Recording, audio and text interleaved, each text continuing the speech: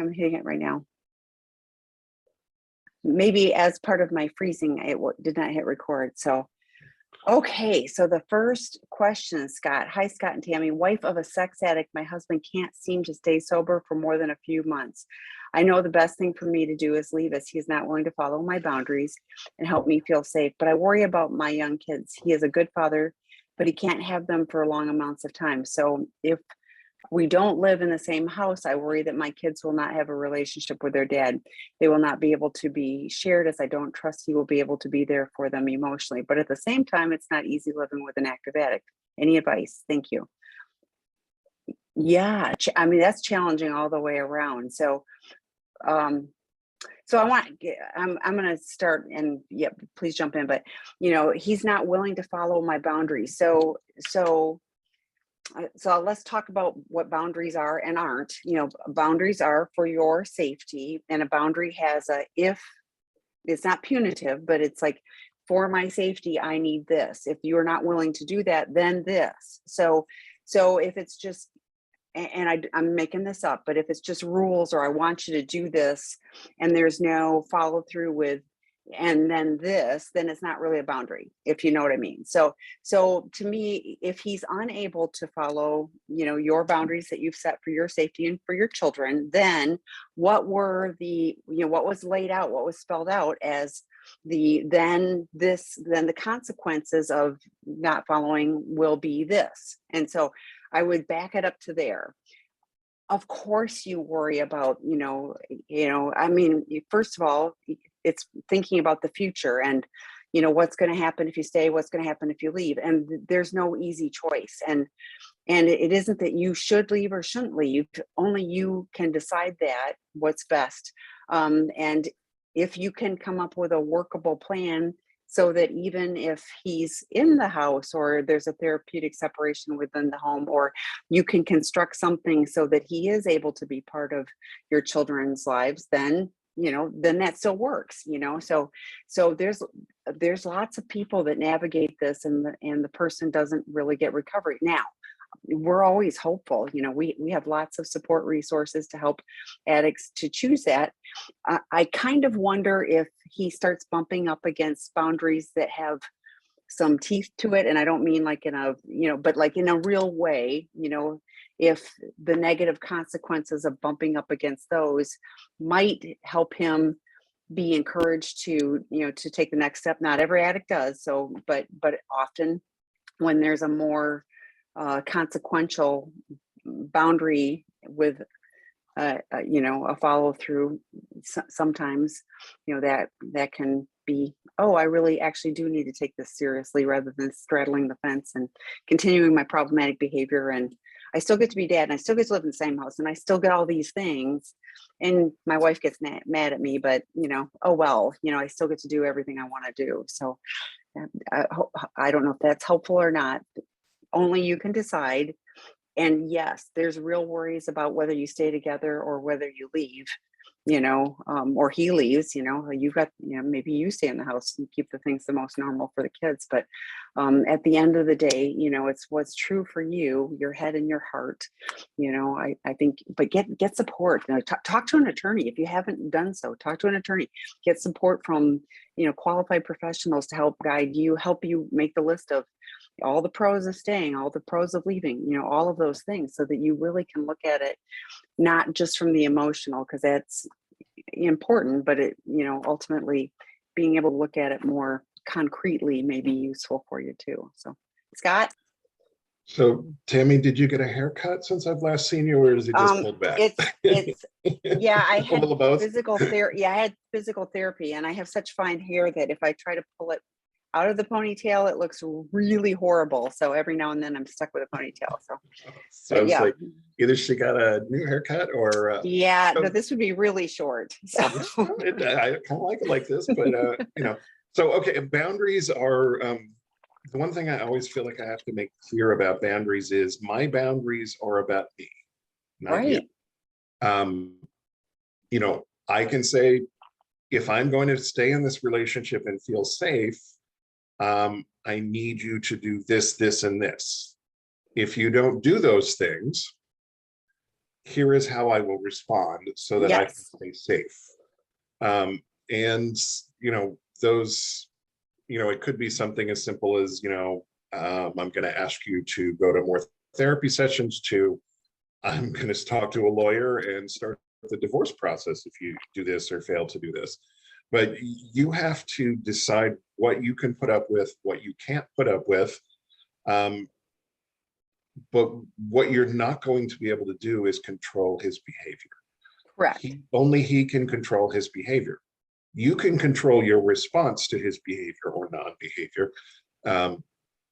But you have to make sure that you are okay with whatever consequences that you plan to implement, given any boundary violations. But, saying you have to go to therapy twice a week and do this and do that, it's not going to work. He's going to feel like you're trying to control him. You have to make it about you. I don't feel safe unless you are doing X, Y, and Z. If you're not doing X, Y, and Z because I don't feel safe, I will ask you to move out of the house. And until you start doing X, Y, and Z, I will not invite you back in.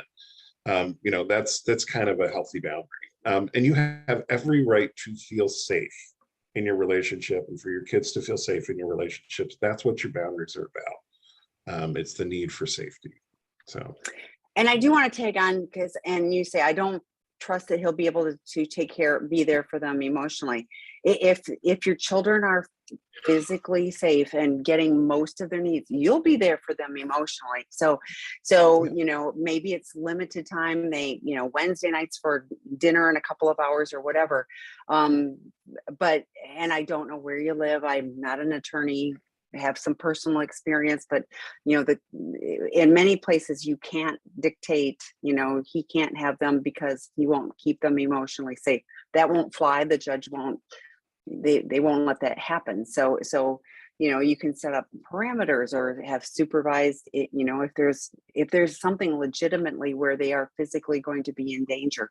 For example, he looks at porn in front of the children, huge issue. Well then, or what leaves them in a car while he sees a sex worker, that's an issue. Those are physical safety issues, and the court would take that probably pretty seriously. But emotional safety, you're providing the emotional support. Like you're already doing that. He's probably not showing up for him that way. So, what do you need to do for you? And is modeling this, good for your children? Sometimes looking at it from like, do I want my kids to see that this is a relationship? Maybe not. So Right. it's complex. There's no easy answer. And, what's right for you is what's right for you. Okay. My husband and me are in a home separation now for 7 months. We have not had sex in this time. My husband is in active addiction, so I do not see us getting back together for a while. I have heard you guys speak on this Zoom, and it's okay for a wife to pleasure herself, but it feels wrong. It feels like I'm being a hypocrite if I'm telling my husband not to masturbate, but I do. Any thoughts? Yeah, you're not an Yeah, addict. He is. exactly. It's like somebody who can't drink, an addict who doesn't drink, and their partner has a glass of wine. It's not, Right. that's, so yes, have at it. Yeah, I have nothing to add to that.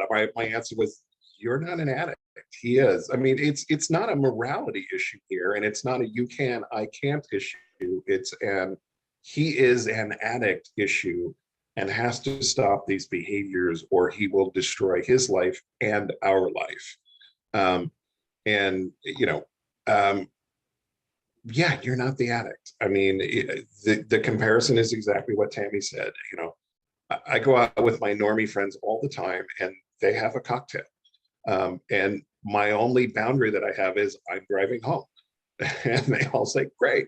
Even if they've only had half a glass of wine, I'm driving home. Which, can you even imagine they leave half a glass, I know. like that still drives I me know. crazy. So yeah, but Yeah. that, and that's just fine. And there have been a couple of times when I have asked my husband, could you please not order this specific liquor that night, because I said I just don't need the mental things. Or if somebody's got a glass of something and it's too close and I can smell it, I ask them to please pull it closer to them, keep it away. But it's my stuff, it's not theirs. And I actually want to back up to what you said. We've been separated for 7 months, in-home separation, and he's still in active addiction. So you don't see us getting back to what is the plan? Like, oh my gosh, 7 months is a long time. So, and again, if you're fine with this and living in the in between, no judgment. But I hear too often of people who have been, we've been separated for 2-3 years or whatever, and there's no plan. So what are you looking to have happen? I guess, what is your boundary? Going back to what, Scott was talking about too. It's like, what is your boundary? If he's not able to get into recovery, how long are you okay with an in-home separation? And this is one, if you've got a couples counselor, to work on boundaries around the separation, how long it's going to last, what it needs to look like for it to be ended. There need to be very, very clear boundaries, because he may not know, he probably does know. You've probably made it very clear what he has to do, or what you would like him to do before you're willing to end the home separation. But, sitting down, discussing it with a neutral third party, maybe even putting it on a piece of paper that you both have a copy of, things like that. Just making it really, really official, rather than just, well, last time you said this, and this time you addicts, we're very good at hearing what we want to hear, and not what you said, and manipulating what it is. Yeah, right. Absolutely. Yeah. Well, and like, and ending the in-home separation either way, what is it you need to see in order for it to end, so that the two of you can be together? And what is it you need to see or not see, in order for you to choose to take a more permanent action? I think being just really clear, like Scott said, we're pretty concrete, and having it of, I need to see, and it'll feel like checking off boxes, but I need to see this, this, and this for me to move closer to you. And if you're in home separation, to consider having a coffee date or something together, so that it is, so that you're moving forward in the relationship. But if he's still in active addiction, I don't blame you for needing safe space for you. Yeah. Okay, the next one is just a comment, no question, but just want to say thank you to both of you. See you on Wednesday in Tim's meeting, Scott. So there was one before that. Did you see it? Did I miss one? Do all addictions make addicts become verbally and emotionally abusive? Oh, I was just going to get to that one. Yeah. Okay. So, I've got them in a different order than you do. Okay. So, I'll read the question you answered. Do all addictions make an addict become verbally and or emotionally abusive along with the addiction? I don't think that isn't about the addiction. I mean, people respond in different ways. I mean, like, there are really passive addicts, and it doesn't matter what their form of acting out is. I think it's part of who they are, and whether they're using, like we just mentioned, alcohol, or they're using, porn, or they're, so that isn't so much about what kind of addiction they have, is about who they are as a person. And the lashing out, raging, being angry, verbally abusive, emotionally abusive, physically abusive, that's different. Many addicts are not abusive like that. Their behavior feels abusive, they've betrayed, they've hurt, and all of that. But to be this kind of abusive is just being a bully and abusive, don't you think? What do you think? I think what happens with all addictions is that the addict gets emotionally disconnected. Fair, and we get disconnected from life. And then when we get emotionally disconnected, we lose our ability to empathize with you. And then we will say things that are abusive and mean and nasty, and do things that can be abusive and mean and nasty. But there's also, the proverbial happy drunk, Otis from, the Andy Griffith Show. Why don't you sleep it off? Okie dokie. And I've seen those people, but most addicts the reason we become addicts is we have underlying issues, usually unresolved early life trauma.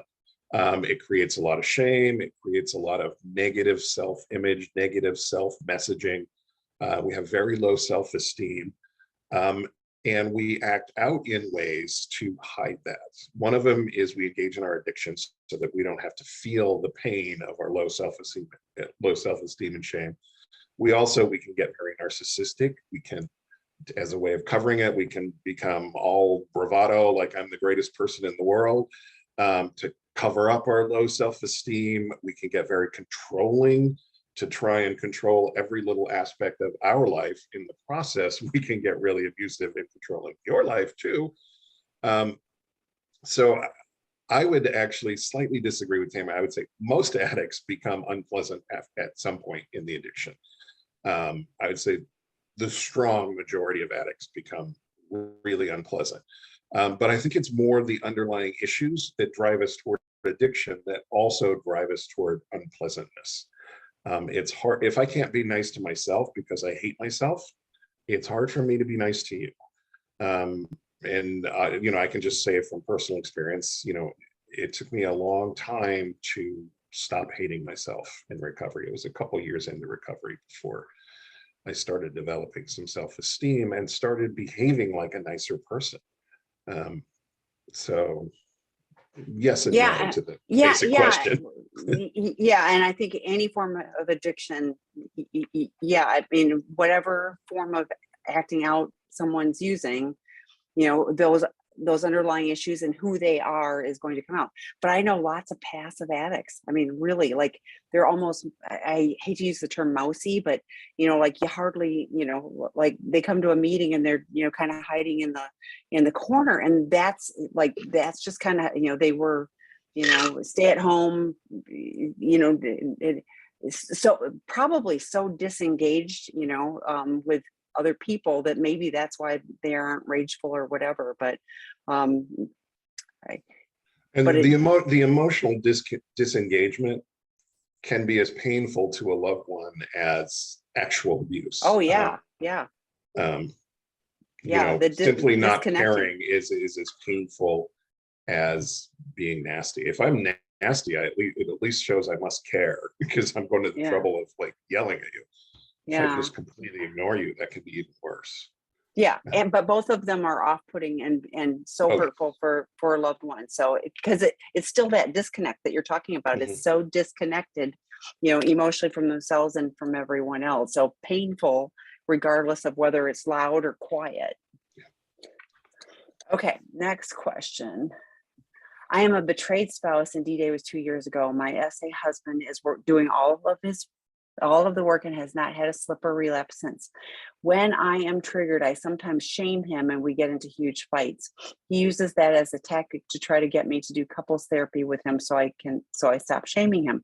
I keep saying I'm not ready for couples. Should he be manipulating me in this way or let me decide on my own when I feel ready to do couples? Thank you. I want to ask, like, why would you not? Why don't you want to do couples? Yeah, like I'm not sure if he's manipulating or if he's, like continuing to do this dance is hurtful to you and to him and to the relationship. So why would you not want to look at doing something different? And it's not about you or him, it's about your interaction. And so if you can do a different dance and not get into this huge fight, and really if you're triggered, you have the opportunity to say, I'm feeling really triggered, I need to do something to take care of me, rather than turning to a negative behavior. I mean, if you were the addict, I'd be saying the same thing, because it's like if you're using a maladaptive coping mechanism, which, turning to somebody and shaming them and blaming them is toxic to the relationship, that wouldn't be okay for the addict either. So to me, it's like, I think you guys deserve to have a really good relationship. He's doing his work. He wants to be with you. I think you want to be with him. Otherwise you wouldn't be here. So what is it that you can do to do things differently? And seeing a couples therapist seems like a pretty solid way to, get some support, to have some different tools to do things differently. And we've given zillions of, support ideas, on how to, to do things. You can journal and go, I'm feeling triggered. Why are you feeling triggered? What happened? What's going on for you? So that you can have a discussion about, I'm feeling really triggered, and verbalize it in a different way. That's a solid way of doing it, rather than going to, to something that's problematic for your relationship. So. Yeah, I mean, 2 years, he's sober, he's doing the work. You get triggered and you respond like triggered people do. Yeah, I don't think he's trying to manipulate you to with couples therapy. It's time. I don't want to browbeat you, but it's time. I'm going to encourage you, the second and fourth Thursday of the month, I do a webinar with John Taylor, who is an extraordinary couples therapist. And on second and fourth Friday of the month, I do a webinar with Matt Wheeler, who is equally extraordinary. Come to those webinars, ask this question to John and or Matt, because I would love for one of them to talk to you about the benefits of couples therapy, and maybe ask you what it is that you're afraid of or don't. Yeah, that's what it feels like. Therapy. What are you trying to hold on to with not doing that? Because 2 years in, you guys, if he's doing his work, you guys could be on a really different path. And in addition to that, Eddie Caparucci, this Wednesday, he switched. He does Getting to the Other Side. That's another webinar. But Debbie McRae does the alternating Friday afternoons, and hers is really good. Any of the webinars, really. I agree. Come ask again. But I think any of them will, affirm that you. The message here is, you guys deserve. You deserve to not have all that toxic from the triggering and the shaming and the the chaos. And there's ways to do it differently. So. Okay, next question. This is not Dr. Rob. Dr. Rob will be back next week. So this is Scott and Tami.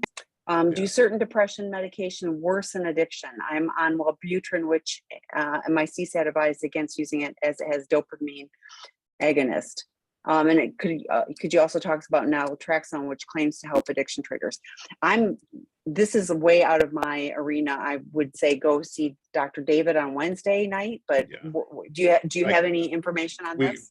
We get this question a lot on Wednesdays. Okay, please. Antidepressants prescribed by a doctor, if your doctor knows you are in recovery, they should not prescribe anything that would make it worse. A lot of people are so depressed in early recovery that they can't stay sober without their addiction or without an antidepressant. I am a case in point. I needed to be on an antidepressant for my first year of recovery. I could not have stayed sober without it. I've never heard anybody complain about Wellbutrin making worsening addiction. Wellbutrin is actually very helpful with addiction generally, particularly smoking. Could you also talk about naltrexone? There are studies which show that naltrexone does help with certain addiction triggers. It's particularly effective with meth addicts, but it can be useful with other addictions. It's in the very early stages of research, but the early research has been positive. It's not like, what's the drug for alcohol that makes you vomit if you drink alcohol? Oh, I'll think of it, but I can't think of it right now. Yeah. Somebody will pop it in the chat feature for us. Please. But it doesn't work like that. It just helps you manage the triggers and it calms the brain down a little bit. Both of these are actually sort of brain calming medications in a certain way. So, yeah. I want to go back to what you said, though, Scott. If it's prescribed by somebody who knows that you're an addict, and this is not a general practitioner, this is somebody who's done the, like that you have clinical depression, that you, and the time release thing, and like that they're giving you the right this medication. Should be a psychiatrist prescription, because they will know how certain drugs will impact addiction, whereas a GP might not. Yeah, because the GP's handing out the same medication in the same dose to every patient. no matter who they are, what size they are, etc. So not all GPs, some are better than no, others, yeah, but but I mean, when you're dealing with addiction and then depression, it's wise to bring in an addiction trained psychiatrist. So I was talking to one of my colleagues today, and we are talking about, expertise matters. And anyway, so you'll be hearing more about that, because we were talking about, like the level of expertise that we have on the Seeking Integrity team. I mean, you just can't find that elsewhere. So that's what I point to. And yes, when I make a generalization that, it isn't that every GP, some GPs will refer you to a qualified professional. They won't even touch it. So great, but making sure that you get the right help makes all the difference. Otherwise, somebody may be just putting you on medication that isn't really effective, isn't really doing what it's supposed to do, or is interacting with something else. So it's worth getting the right help to do things differently. So my spouse is home from treatment. We are in separate rooms. We are talking, doing activities together, check-ins, and taking it slow. We are kind to each other. We are like roommates right now. We will have a disclosure within a month. How do couples best navigate this stage? You're doing great. Yeah. I'm like, yay. So what are your thoughts? Couples navigate this stage gingerly, Yeah. cautiously. If you're doing disclosure, I am assuming you both have a therapist, and you may also have a couples therapist. You need to lean on, each of you individually needs to lean on your own support network rather than each other. Being roommates right now is not a bad thing. If you can be civil to each other, let alone kind, if you can, have dinner together and discuss, the basics of running the household, that's, keep it light. We don't need to reinvent the wheel right now, except with a therapist to help you through the difficult moments. And the focus is on disclosure right now, which is a big process. It's an important process for couples healing. And, keep your therapeutic healing focus on disclosure. And he needs to keep his focus on disclosure and sobriety. But make sure you both have a lot of individual support, not just a therapist, but peeps, have a posse. Yeah. Both of you. Yeah. But I love this. We're taking us, you're doing activities together. You're talking, you're doing check-ins, yay, taking it slow. Yay. So yeah, it's just for today. This is what we're doing. And then, after disclosure, there can be a plan for whatever. And, have a lean into your qualified professional, and you guys will come up with a plan. Yay. Okay. I am 4 months into recovery, doing webinars, therapist, 12-step. I've been a sex addict since I was married. The whole 8-year relationship, I cheated, and I understand as well as I can how much pain I have put her in. She has a long list of things I'm not allowed to do, and I'm not talking about watching porn, but things like not going to a fast food restaurant because she associated with secretive behavior, throwing out all my clothes, changing jobs, long list of non-porn websites and new ones keep being added, and it frustrates me. I have not accepted them all gracefully, but I have eventually done them all.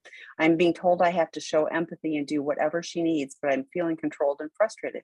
She wants me to show her how much so much love, and I'm having a hard time because of it, but all she sees is I'm not loving her enough to do whatever she wants. What do I do? That's a lot. What I hear is you're doing a lot. You're 4 months in, so that's very early. I don't hear that she has any support to Gavin Sharp, and I'll find the link and put it in the chat, but did a healthy boundaries for addicts. And so, negotiating and navigating, what it is, and what is your 3-circle plan? What should be in your inner circle? And, like her being triggered by the fast food, you can say, I understand. And, maybe avoiding fast food for right now is a really good choice. I don't know. But, you being able to show up and have empathy at 4 months would be really challenging. So Yeah. it's baby steps. So what I don't hear though is that she's got support to, because she can go vent to the posse. Like Scott was just talking about, you have your peeps. We've got betrayed partner, support for your partner, for your betrayed partner, that will help put things in context. She's mad right now. I get it, but yeah, the everything, like there needs to be a plan, and it feels like there isn't really a plan. It just keeps getting to be churned up. So Scott, what are your thoughts? Yeah, I mean, yeah, echo a lot of what you said. You're 4 months into recovery, you're doing webinars, you've got a therapist. I hope it's a CSAT, doing 12-step work. You've been a sex addict a long, long time. You've put her through a lot. What I tell my guys when I have them in my online work groups, and I know we tell them the same thing at the treatment center in LA, is you may have to agree to some things that seem crazy to you. Like not going to McDonald's. It may seem crazy to you, but it's not crazy to her. And you're the one who cheated. You're the one who cheated for 8 years of marriage plus before. So you may have to do some things like that, and it may sort of annoy you a little bit. And you're not the only guy who's gone through this, I will tell you that. And you're not the only guy who has not accepted all of the requests gratefully, but eventually given in. It's a little early for you to be showing empathy. Right now, you need to be focused on staying sober today, period. She may not be wording her boundaries very well, which is probably why you feel controlled and frustrated. But she is where she is. And you got to remember, you knew about your cheating all along. 4 months ago, she just got run over by a truck, basically. She hasn't had a lifetime to process this. She's had 4 months. And yeah, of course she wants you to make up for all of it, and she wants it right now. But what you can do right now is stay sober and say, I understand why you want me to avoid that particular restaurant, and I will do that. I mean, and just don't even fight it. Yeah, and then do it. Yeah. I mean, I had a guy in my work group, the one that ended before I went on vacation. He had to go buy a new truck. He had acted out in his truck, and his wife, the truck like made her shake just having it sitting in the driveway. So he said, do I need to buy a new truck? And she said, that would be really helpful. And he bought a new truck. And as soon as he bought it, they went out, they went and had dinner, and they had a nice night together in his new truck. So it seemed crazy to him, but it wasn't crazy to her. And it really helped that he was willing to do it.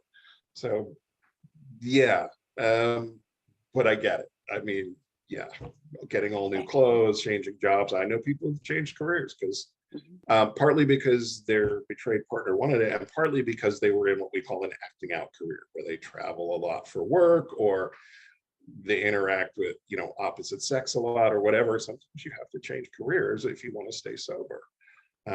So and stay in the relationship.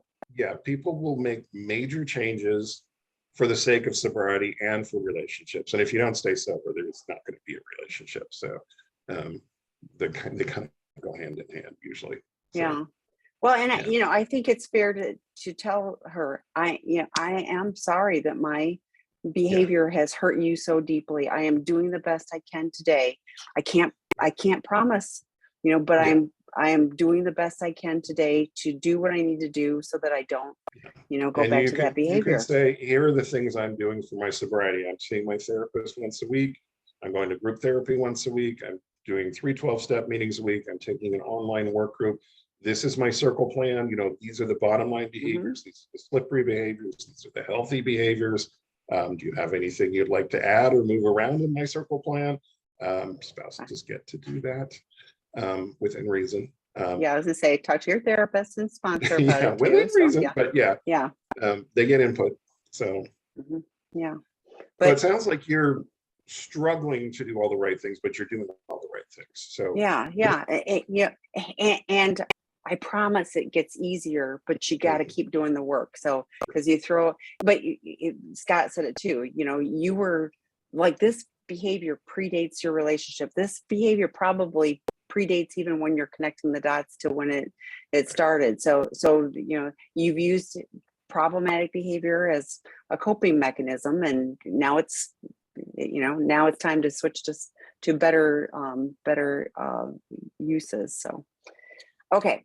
How do you consistently focus on yourself? I hear that healing oneself is what brings the most peace. So why is it so hard to stop focusing on destructive people, and how you can stop getting sidetracked from focusing on one's own life? To me, it's serenity prayer. I got to tell you, like, I sometimes have to say that as a mantra, because the only thing I have control of is my actions and reactions. I've got no control over anybody. I mean, and you know who pays the price if I get, besides the people that are in close proximity to me, but it's me. I lose my serenity. I've said this on a webinar before. I learned this a couple of years ago, not my circus, not my monkeys. You know, and it sounds funny, but oh my gosh, it's freeing if I remember it's really not my problem. I can only focus on me.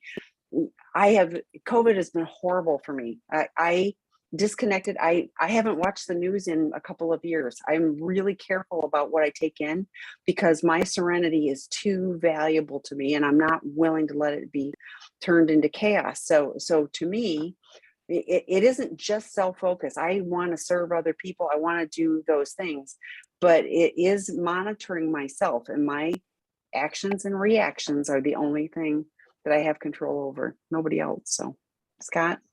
Yeah, the serenity prayer. God grant me the serenity to accept the things I can't change, meaning you. The courage to change the things I can, which is me and my attitude, and the wisdom to know the difference. You know, that is the serenity prayer, and I often, like Tami, use it as a mantra. I don't know anybody with really solid recovery who doesn't go to the serenity prayer a lot, because I can't control you or your behavior. No matter how destructive, you are going to be as destructive as you are going to be. I get to choose how I respond to it. This goes back to the boundaries. How am I going to respond when you are crazy? Getting a little judgy here. Spent a lot of time on the phone with my mother yesterday and today, so getting a little judgy. I almost wondered, have you been talking to your mom? I almost said that. So yeah, anybody who knows me well. So yes, my mother is lovely. He loves his mom. Yeah, I really do. So yeah, I mean, and it's very hard in the beginning. Early recovery for me was an exercise in, you know, staying in my own hula hoop, basically. You know, not my circus, not my monkeys. There's all sorts of little sayings about, you know, focus on what I can do, which is not much. You know, I used to ask myself 3 questions. You know, does it need to be said? Usually the answer was yes. Does it need to be said right now? Usually, often the answer was yes. And then the third one was, does it need to be said right now by me? And usually the answer was no. So, and that would keep me in check a little bit. But it didn't stop me from wanting to fix the world. Well, yeah, I mean, in the 12-step books, you know, all the worlds of play, and we are the directors. Like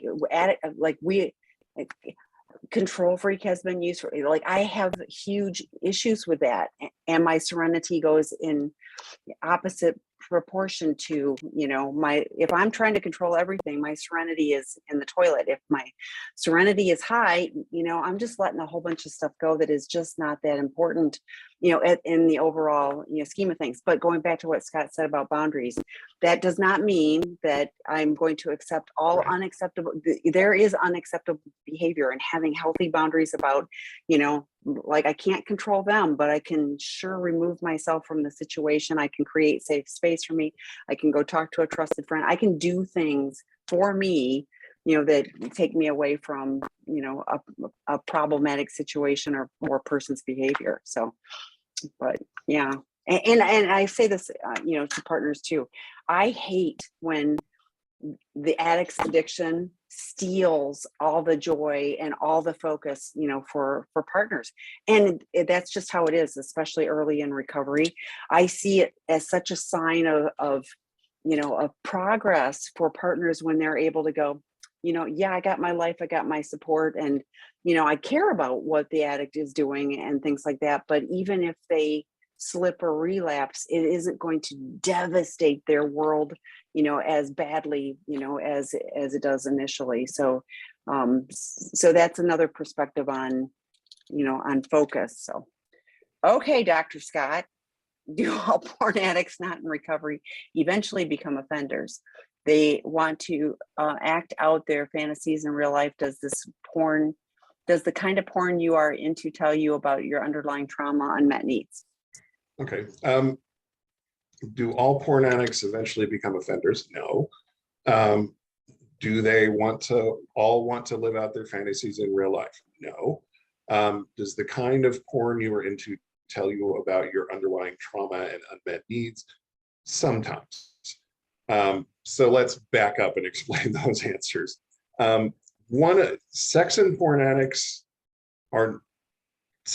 addiction is one thing, offending is another thing. Addiction is preoccupied to the point of obsession, loss of control, which is usually I've tried to quit multiple times but can't, and then 3 is consequences. Offending is I'm engaging in behaviors that are either illegal or are not consented to by the other person. There is crossover. Absolutely crossover. Usually sex and porn addicts eventually, not all of them, but some of them will eventually move into what we call lower level offending, usually either consensual offending like prostitution or something like, child pornography or other forms of illegal pornography. Not hands-on, either consensual but illegal or not hands-on and illegal. We don't become rapists. We don't, that's a whole different subset of psychology. That's sociopathy and the other one that's escaping me. I can't remember anything today. The issue with porn addiction, and this question is specifically about porn addiction, is there is a lot of illegal porn out there, and it is very, very easily accessed. Most porn addicts, whether they're looking for it or not, will stumble on illegal pornography. It can awaken elements of their arousal template. This goes, but it doesn't necessarily mean they want to act out their fantasies in real life. Research shows that child porn users who have not offended in person before they get arrested almost never do offend in person. They may occasionally reoffend with child porn, but they rarely will take it into real life. If the real risk factor is if they're criminals otherwise, if they've offended in real life, whether it's a sexual offense or any other offense, that's the biggest risk factor for somebody who looks at child porn actually carrying it into the real world. So if I'm a bank robber and I'm looking at child porn, I'm probably going to carry it into the real world. If I'm an upstanding, law-abiding citizen in every respect, except I've stumbled on to child porn and now I'm into it a little bit or a lot of it, I'm probably not going to become a hands-on offender. That's the research. Michael Seto, S-E-T-O, he's in Canada. He's the leading researcher on that. He's got a couple of books out. If you're really interested, you can check them out. They're a little heady, but readable. Does the kind of porn you're into tell you about your underlying trauma and unmet needs? Underlying trauma and unmet needs can and do inform your arousal template. Most porn addicts don't start out, who end up using illegal porn, don't start out looking for illegal porn. They're not even aware that it's going to turn them on. What happens is the addiction escalates, so they need more intense, more outre versions of pornography to get the same high. It's the same tolerance and escalation that we see with alcohol or drugs. Nobody starts out with a needle in their arm. We start out with the beer, and then we smoke a joint, and then we're stealing grandma's pain pills, and then we're crushing them up and snorting them. And one day we wake up and think, how did I get in the crack house? What happened? I did not set out to do this. Porn addicts are the same way. We start out looking at, vanilla porn, or, but we need more and more because we develop tolerance. And then because porn addiction, there's so much pornography available. If you can think of it, it exists, as pornography. Guys will stumble on it, and then they'll realize that hidden way in the back of their arousal template that they've never thought about before is, oh, I'm into BDSM, or, oh, I'm into, transgender porn, or, oh, I'm into this, or, oh, I'm into that. And suddenly it's like, and once that part of the arousal template is awake, there's not much you can do about it except choose not to act on it. Now, if it's not in the arousal template to begin with, you can't wake it up. It's not there. I'm a Kinsey 6. That means I'm 100% gay. I have zero physical sexual attraction to women. I love women, but I don't want to have sex with them. Sorry, ladies. So I know you're all very disappointed. Oh, darn. Yeah, I'm a sex addict. All right. So, you could show me pornography of naked women from now until the end of time, and I am never going to get aroused. It's not in my arousal template. But there are things in my arousal template, trust me, that I wish they were not there. And they came from childhood experience, underlying trauma, and also genetics can figure in. That was a very long answer. But not all porn addicts become offenders, but most of them eventually will stumble across something illegal. So technically they're offenders. But it doesn't mean they want to act out fantasies in real life or hands-on. It doesn't mean they're bad people. It just means they stumbled across something and it woke up an element of their arousal template. So. Great answer. And we've got lots of questions. So I'm going to go to the next one. How do you decide which support group is best to attend and focus on if you have cross addictions, SA, NA, AA, when addictions involve infidelity, alcohol, and meth? Yeah, all of those. Yeah. Well, and you have to stop the chemicals. I mean, you have to, and you don't stand a chance in SA if you're, drunk, or high on meth, so it really is important to stop the chemicals, but yeah, go to all of them. And especially, with cross addiction like that, it is why we have a treatment program, because guys that are struggling with that much stuff, it's really hard, when addiction is 24/7 and there's so many options, so to speak, to get true sobriety and recovery. So unpacking all of that in a safe environment. And unfortunately, just going to drug and alcohol treatment centers, they don't address the sex, and so you get clean from the drugs and alcohol, and then you go out and have sex, and the next thing you know, you've relapsed on all the chemicals. So it really is complex. But if you are not going to treatment, then go to all 3 meetings, as many times a day as you possibly can, because I'll tell you what, your acting out probably, took plenty of time. So you got the time.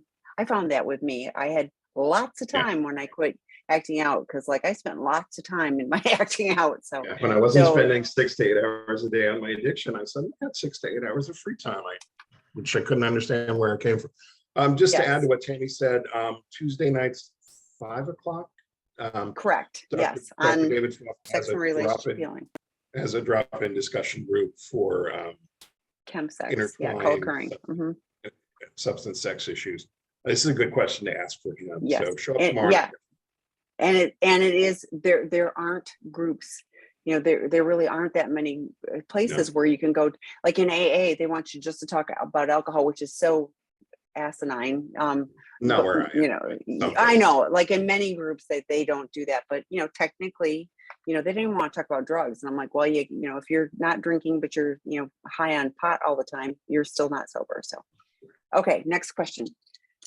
My PASA is not really in recovery. He hides his phone while he texts. He told me he's doing things he can't tell me about. He's unhappy when I react and tell him to leave if he won't tell me what's going on. I've decided I can't backward steps in my recovery, and I only want people I can trust in my life. What can I do? I feel triggered almost every time I'm with him because I love him, but he tells me he doesn't believe I love him, and he can't trust me because I've had trauma reactions in the past when I found out about his acting out. He's blame shifting on you, and I'm sorry. I mean, like, really, and I'm not being flippant.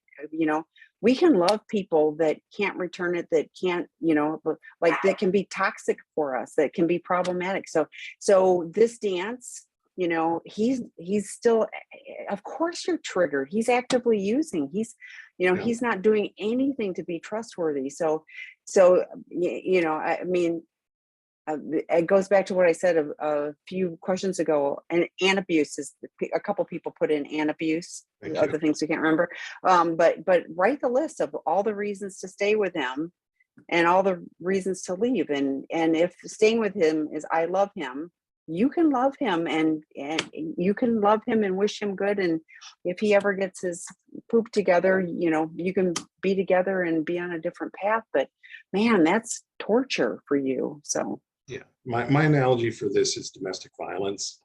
I feel I have a good friend that I went to high school with, and she is married to a horrible abuser, and we are all terrified that he is going to kill her. He's put her in the hospital 3 times that I know of. None of our friends would go to the wedding when they got married because we're like, he's going to kill her. We cannot, begging her, but I love him. And it's, oh, and I get that you love him, but maybe love him from afar, or, love him when he starts getting help to deal with his anger issues, in this case, an addiction. Loving somebody and sharing a life with them are not the same thing. We talked about my mother earlier. I love my mother. I love her. I live 2,000 miles away for a reason. I need the space. It is not particularly safe for me to live, 2 miles away like my poor sister does. So yeah, it doesn't mean I don't love her. Doesn't mean I'm not there for her in times of need. But but I'm not going to live there. And here's one more thing. If this stays the same, and 2 years from now this is still going on, are you okay with it? I mean, I think that that's a really good thing to think about. If nothing is going to change, right. Are you okay 2 years from now having the exact same thing being triggered and everything else? So I mean, you get to pick. It's your life. So whatever you need to do. But yeah, I feel terrible for you. And it is completely blame shifting if he blames you for, of course you're reacting. Okay, next question. While I work on my recovery and facing 30 hard years of lying, I stopped drinking 6 years ago, but during COVID, my addiction morphed into online sex, and in the process lost a ton of money. I'm back to 5 meetings a week. Great. My wife is resentful, understandably, that that if our relationship is to survive, she also has to do her own work. Is there anything I can do to I don't even know what that word. Ameliorate, lessen. Thank you. This is the person who knows all the words. Her resentment. On top of that, she is incredibly unhappy. Anything I can do about that? I love in the ways of, as an addict, I know how to. Yeah, this is boundaries. I mean, you can encourage her to get some support for herself, but your boundary is about you.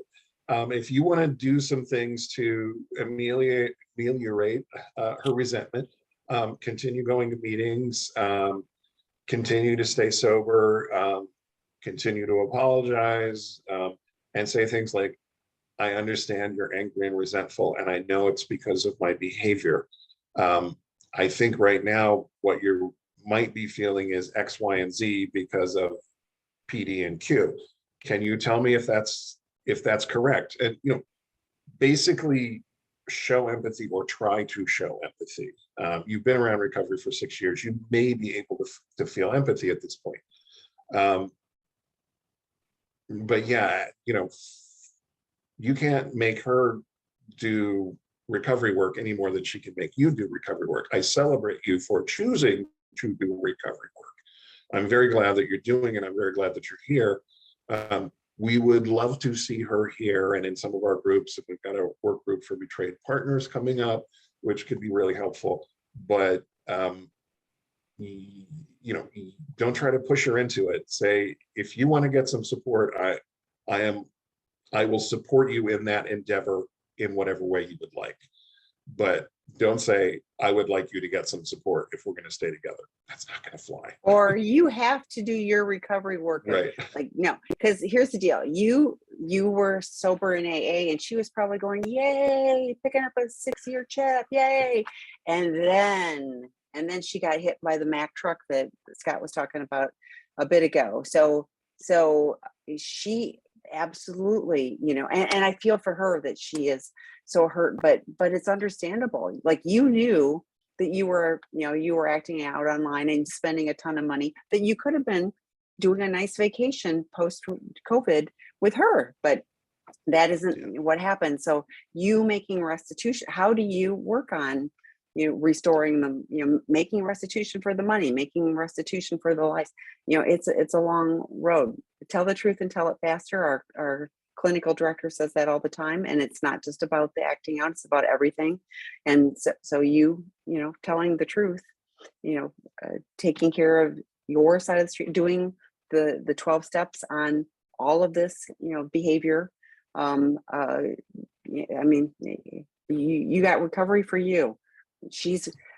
We talk about this often too. Partners are, 12 to 18 months behind because you've known all along you were lying. So, she's going to be behind. And unfortunately, your behavior is causing this. So it sucks, but that's the reality. Okay, next question. We got time for this one. Okay. In your experience, what qualifies a PASA needs to have to stick to recovery? What qualities does a porn addict, sex addict need to have to stick to recovery? Short version: honesty, open-mindedness, and willingness. I need to tell the truth. I need to be open-minded. So when people say, go to this meeting, check this out, see this therapist, I say, okay. And I need willingness. I need to, stick to it and listen to people and be, honesty. That's the short version: honesty, open-minded, willing. How to recover. It's an AA say. Yeah. And everything, but I was just talking to somebody the other day about, the resentments and grievances, and, and it's honestly not any of those things, so the honesty and willingness to look at, gratitude and, my side of the street would go a long way with that. So do we have room we do have time for one more real quick. My SAPA husband is doing work and is sober 3 months. Like the other person asking a question earlier, I'm not willing to do couples therapy because in the past, before he knew about his addiction, we were doing couples therapy and he lied the entire time, never mentioned his behaviors. Here's the difference. You are 3 months. We would not recommend it for you. 2 years that's too problems. Soon for couples therapy. Yeah. Like, so yes, 100%. Not yet. He needs to do his work. Yeah. And you get support for you. And then, but 2 years, especially when it's, it's problematic for the relationship that could be moving in a different direction. But I'm with you. 3 months, we don't even recommend it yet. So early in recovery, you need to get your support. He needs to get his support. When he's stable and you're stable, then we move into couples therapy. Usually 6 months to maybe a year is when couples therapy starts up. Starting it too soon can be counterproductive, again, because they lie. The addicts are not ready to be honest yet. This is why it takes a while to get to disclosure, usually 3 to 6 months after discovery before you can even really start and do an effective disclosure. It's because the addict has been lying to himself for so long and believing his own crazy lies that he's got to get it straight in his head before he can actually tell you the truth. And yeah. And individual therapists, especially CSATs, are really good at ferreting out the truth and breaking through denial. And if somebody's really stuck, they call us and say, hey, this guy needs to come to your treatment center. Because one of the things we do very, very well in inpatient treatment is breakthrough denial. It's one of the major focuses when guys come to treatment. You know, guys will say things like, but the stripper, she told me she loved me and I was helping her. And I'm like, oh my God. And they say it in front of me and a group full of guys, and everybody laughs at them. They're like, what? Like, you know, the stripper doesn't love you. She loves your money, you know. Mm-hmm. And she's very good at what she does to make sure that you feel really connected to her. Right. So. But I mean, you know, when it comes out of their mouth, they actually believe it. They believe it's true. It takes a little while to get honesty rolling. So yeah. Okay, there's so many other good ones, but we ran out of time. So please come back. Thank you, Scott, for joining me tonight. Thank you. So Scott will be on with Dr. David on Wednesday night. I will be on with Dr. Eddie Caparucci on Wednesday morning. So just tons of stuff on sexandrelationshiphealing.com. Scott mentioned the work group for betrayed partners, but Sex Addiction 101 and Porn Addiction 101 both start early in August as well. So check those out. 6-week online work groups. Great support, great foundational components. Always email me, Tami, Tami, at seekingintegrity.com if we can be of help. So thanks, everybody. Bye.